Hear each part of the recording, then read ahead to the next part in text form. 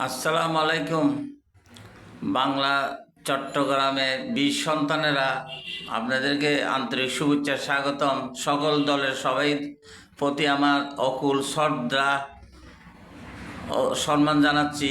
আপনারা দোয়া করবেন আমাকে। আমি একসময় 93 18 এপ্রিল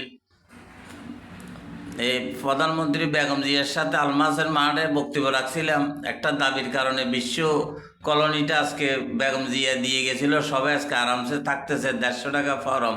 ওই আন্দোলন আমি ছিলাম, বেগম জিয়ার সাথে একসাথে বক্তব্য দিয়েছিলাম 18 এপ্রিল 93।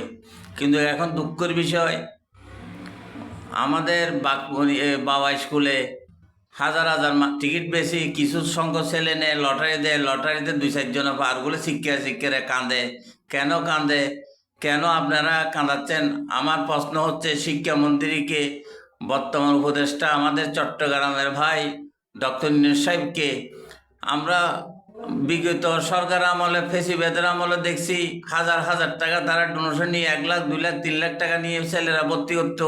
কিন্তু এখন তো কোনো সরকার নেই, এখন তো একটা সত্যকারের সরকার, সত্যকারের দলগুলো আছে বাংলাদেশে। আপনারা কেন মাথা ঘামাচ্ছেন না? এইভাবে তারা কেন করতেছে?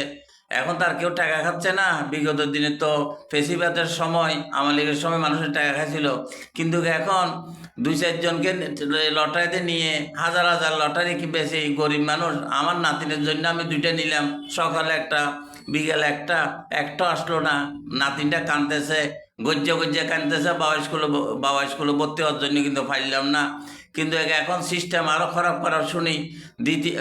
আগে কী হয় দেখি, আরও কথা আছে, আরও কিছু জানি, আরও তত্ত্ব নিছি, কেমনে কী হচ্ছে সব জানি, কিন্তু এখন বলতেছি না আল্লাহর হস্তে নবীর হস্তে।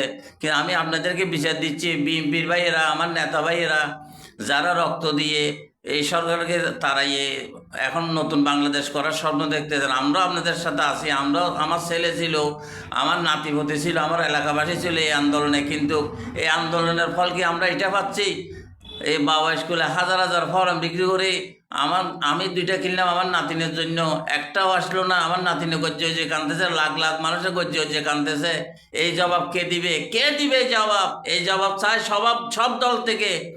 এখন তো কোনো সরকারের দোষ দিতে পারবো না আমরা, তত্ত্বাবধায়ক সরকার। এখন তো প্রশাসন তো স্ট্রং থাকার কথা, শিক্ষামন্ত্রী স্ট্রং থাকার কথা।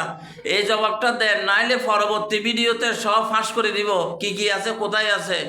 আল্লাহর হস্তে নবীর হস্তে এগুলো ঠিক করে নতুনভাবে আবার লটারি সারে নতুনভাবে ভর্তি করেন।